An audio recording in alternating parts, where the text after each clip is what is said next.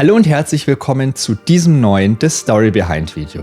Heute geht es um die Nightly Thoughts Remixed EP, die ich am 2. Juli 2021 veröffentlicht habe. Ja, dieses Release ist echt schon eine ganze Weile her. Warum dieses Video und der EP-Teaser 3 Jahre gebraucht haben, erkläre ich euch in diesem Video. Das Skript für das Making-of-Video habe ich 2021 schon geschrieben. Das musste ich also nicht komplett neu schreiben, nur etwas anpassen. Nachdem ich die Remixe nicht selber produziert habe, gehe ich das Ganze mal etwas anders an als meine bisherigen The Story Behind Videos. Wie ich meine Musik produziere, habe ich ja schon öfters gezeigt. Aber ich mache neben der Musikproduktion auch noch zusätzlich die Artworks und Videos für meine Releases. Und nachdem ich dazu bisher eher weniger gemacht habe, ist Nightly Thoughts Remixed genau das richtige Projekt, um euch mal zu zeigen, wie ich das mache, bzw. 2021 gemacht habe.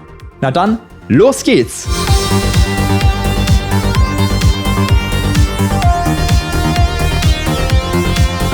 Fangen wir erstmal mit einem kurzen Real Talk an.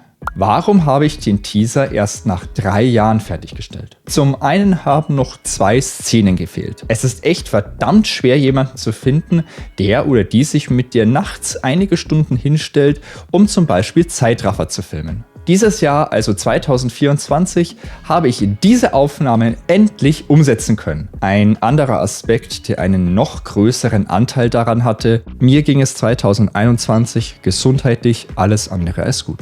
Ich will da nicht ins Detail gehen. Das hat alles leider extrem erschwert. Ansonsten hätte ich noch viel mehr Werbung für die Remix-EP machen können. Aber naja, Gesundheit geht vor und im Nachhinein ist man immer schlauer. Deshalb freue ich mich umso mehr, dass ich dieses Remix-Projekt nach all den Jahren endlich final abschließen kann. Was war eigentlich die Idee hinter der Remix-EP? Meine Nightly Thoughts EP ist im Januar 2020 erschienen und hat sich seitdem sehr gut entwickelt.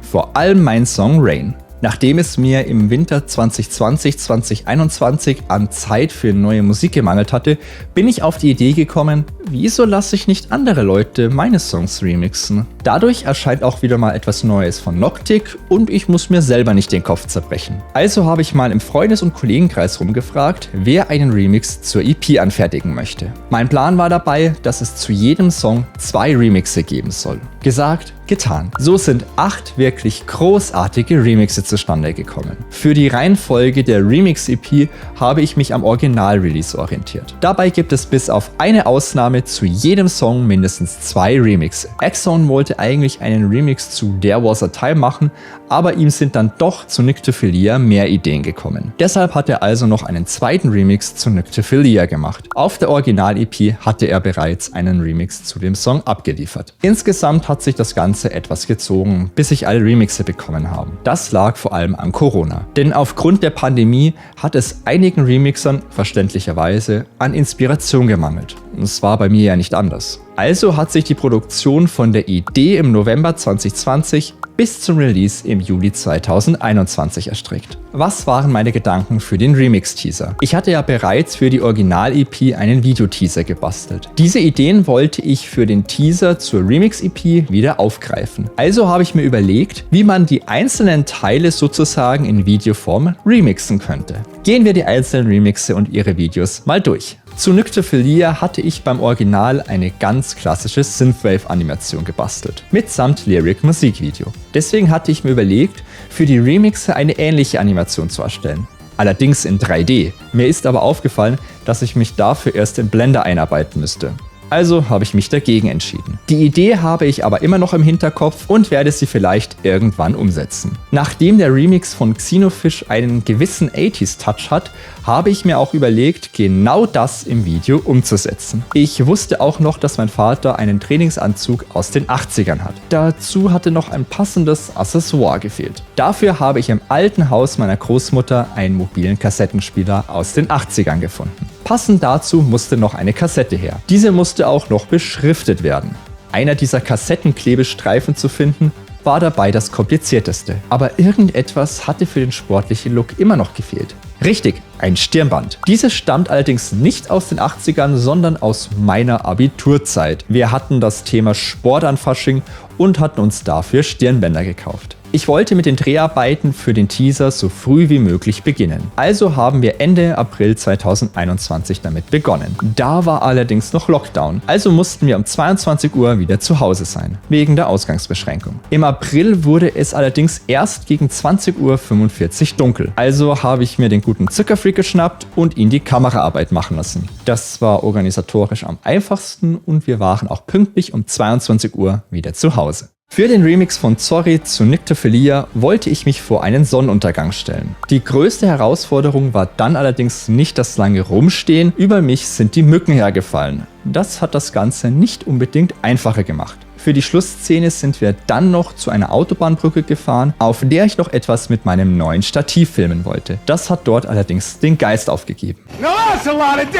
Danach habe ich es zurückgeschickt und ein neues bekommen. Das hält bisher so, wie es sollte. Wie ich mit meiner Kamera und einem funktionierenden Stativ einen Zeitraffer filme, habe ich einige Wochen später ausprobiert. Für den Timelapse-Modus musste ich mir sogar noch eine App für meine Kamera kaufen. Dann stand den Aufnahmen für den X-Zone-Remix zu Nyctophilia nichts mehr im Weg. Während ich stundenlang auf der Autobahnbrücke gestanden bin, habe ich mit Kopfhörern Musik gehört. Als ich gerade auf der Kamera etwas eingestellt habe, ist ein Mann vorbeigekommen, der mich im Vorbeigehen mit einem lauten Servus gegrüßt hat. Das war super nett gemeint, aber ich habe mich so extrem dabei erschreckt, weil ich absolut nicht damit gerechnet hatte. Naja, ganz gesund bin ich noch nicht. Die Aufnahmen zu den Rain-Remixen sind noch im April 2021 entstanden. Da war es natürlich praktisch, dass es an diesem Abend geregnet hat. Auch hier hatten wir allerdings wieder Zeitdruck wegen der nächtlichen Ausgangsbeschränkung. Für den Remix von Gitklar hatte ich mir überlegt, dass ich aus der U-Bahn komme und meinen Schirm aufspanne. Allerdings hingen an dem Aufzug diese Schilder, die auf die Maskenpflicht hinweisen. Also habe ich beim Verlassen des Aufzugs die Maske abgenommen.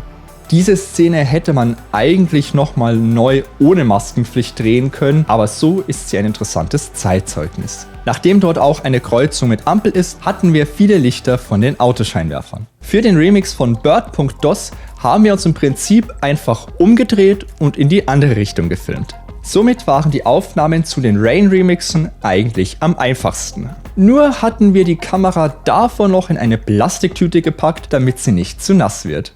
Zum Video zum Remix von Nico Lut kann ich selber nicht allzu viel sagen, denn Nico hat ein eigenes Musikvideo zu seinem Remix gefilmt. Damit es aber trotzdem in den Teaser passt, habe ich mir überlegt, dass ich sein Video auf einer Bank anschaue. Somit gibt es einen Übergang zwischen meinem Teaser und seinem Video. Schaut euch das Musikvideo von Nico Lut unbedingt mal an. Das ist nämlich richtig gut geworden.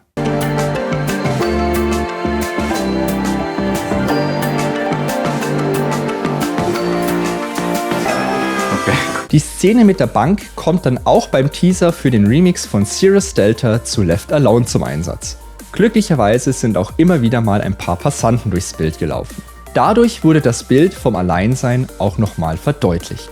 Die Aufnahmen zu den Left Alone Remixen sind übrigens erst 2024 entstanden und somit die letzten Aufnahmen, die noch für den Teaser gefehlt hatten. Was ich zum Remix von Vija Alive filmen möchte, ist mir von allen Remixen als erstes eingefallen. Beim Original von There Was a Time habe ich meine Großmutter gefilmt, wie sie in einem alten Fotobuch von meinem verstorbenen Großvater blättert. Mein Großvater hat aber nicht nur gerne Fotos für Alben gemacht, sondern auch für Dias. Diese wollte ich in dem Videoteaser zum Vija Alive Remix einbauen. Dafür habe ich den uralten Projektor von meinem Großvater verwendet. Das Ding wird glühend heiß, weil er keinerlei Kühlung hat und muss auch komplett manuell bedient werden. Er ist immerhin aus den 60ern. Danach ging es erstmal an die Recherche, um ein passendes Dia-Bild fürs Video zu finden. Die Suche mit den alten Dias und dem noch älteren Projektor war wirklich eine Dia-Show auf die ganz klassische Art und Weise. Nachdem meine Großmutter kurze Zeit später zu Besuch war, habe ich gemeinsam mit ihr das Video gedreht. Mir war es wichtig, dass sie mit dabei ist, weil ihre Hände einfach älter aussehen und das gut zur Thematik im Song bzw. Remix passt. Inzwischen ist meine Oma verstorben. Somit habe ich sie in Form des Videos verewigen können. Eigentlich passt dieser Abschnitt nicht ganz ins Video, aber zur Vollständigkeit will ich diesen Remix auch noch erwähnen. Nachdem ich nun schon so einige Remixe für den Gimbal gemacht hatte, habe ich ihn mal gefragt, ob er nicht auch mal einen Remix für mich machen möchte. Er hat sich dann für Left Alone entschieden. Nachdem ich mit einer Freundin für den Teaser und das Artwork zu dem Remix Aufnahmen gemacht habe, haben wir dabei auch die fehlenden Aufnahmen für den Nightly Thoughts Remix Teaser nachgeholt. Damit der Teaser zur EP jetzt nicht so random aus dem Nichts erscheint, habe ich den Teaser zu seinem Remix noch an den eigentlichen Teaser angehängt. Der Remix von Gimbal und seiner zweiten Persönlichkeit ist also nicht auf der Remix-EP,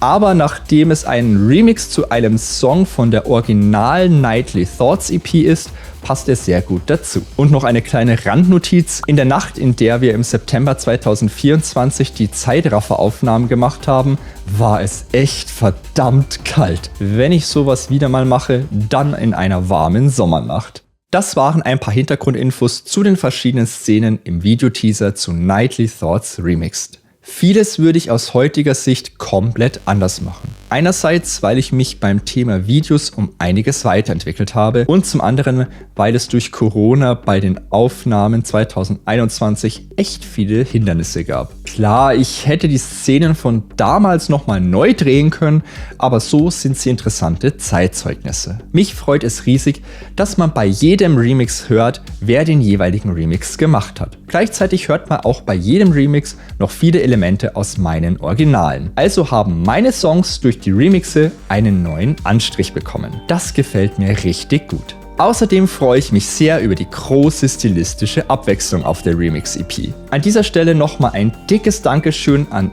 alle, die an den Remixen beteiligt waren. Auch an Zockerfreak, der mir so viel bei den Videoaufnahmen geholfen hat. Ebenso auch an Dasha, die mir bei den neuen Aufnahmen, also 2024, geholfen hat. Es ist echt ein schönes Gefühl, ein Projekt gemacht zu haben, an dem so viele verschiedene kreative Menschen gearbeitet haben. Außerdem ist es auch ein tolles Gefühl, dieses Projekt endlich abgeschlossen zu haben. Dadurch bekommt die Remix-EP nach all den Jahren noch etwas Werbung und vielleicht auch noch einen kleinen Boost. Insgesamt hat das Remix-Projekt sehr viel Spaß gemacht. Sowas werde ich auf jeden Fall irgendwann wieder mal machen. Welcher Remix ist euer Favorit? Habt ihr noch irgendwelche Fragen zu den Remixen oder den Videos? Schreibt das einfach in die Kommentare. Wenn ihr es noch nicht getan habt, schaut euch den Videoteaser an und streamt oder kauft euch die Remix-EP beim Anbieter eures Vertrauens. In diesem Sinne, macht's es gut und bis zum nächsten Video. Servus!